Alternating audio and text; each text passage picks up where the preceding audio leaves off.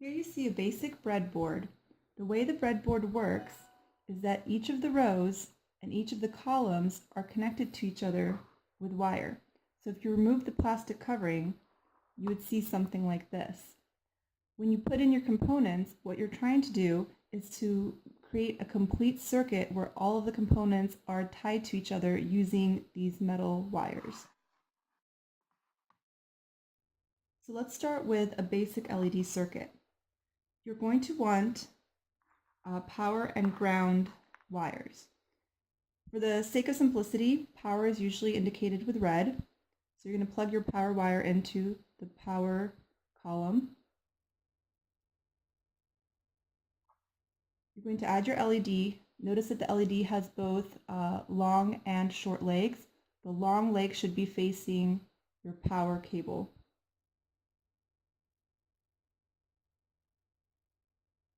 Notice I put the legs in two separate rows.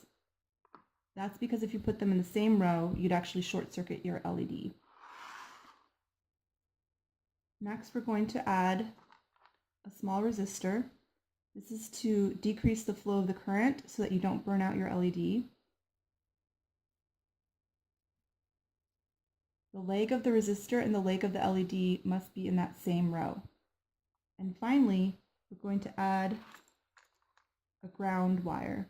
So for the last leg of the resistor, I'm going to put it in the ground column. So to test out the LED and see if it turns on, you can use basic batteries and plug them into that same power and ground column. And you can see it works. You can also, this is a 9-volt, so that was quite bright. You can also test it here with this 6-volt battery.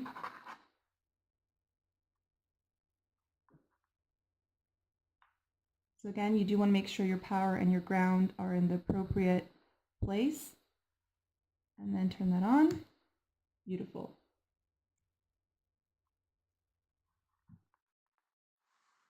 Finally, for the purpose of Arduino projects, what you actually want to do is plug your circuit directly into the Arduino board.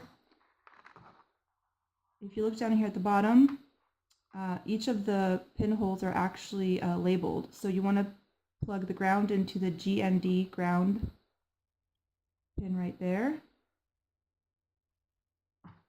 And then for right now, we're going to use the 5V or 5-volt pin for power.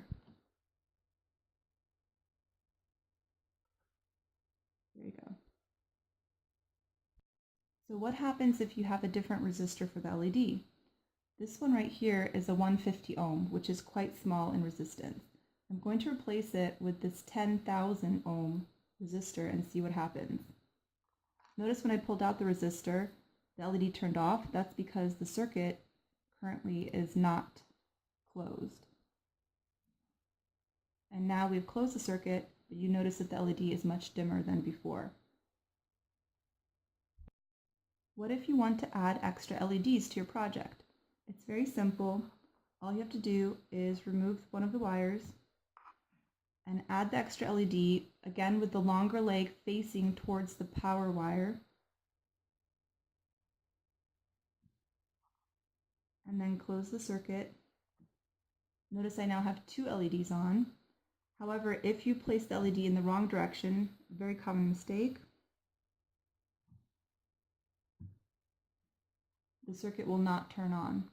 LEDs only allow current to flow in one direction, so it's really important that you have that longer leg facing the correct direction.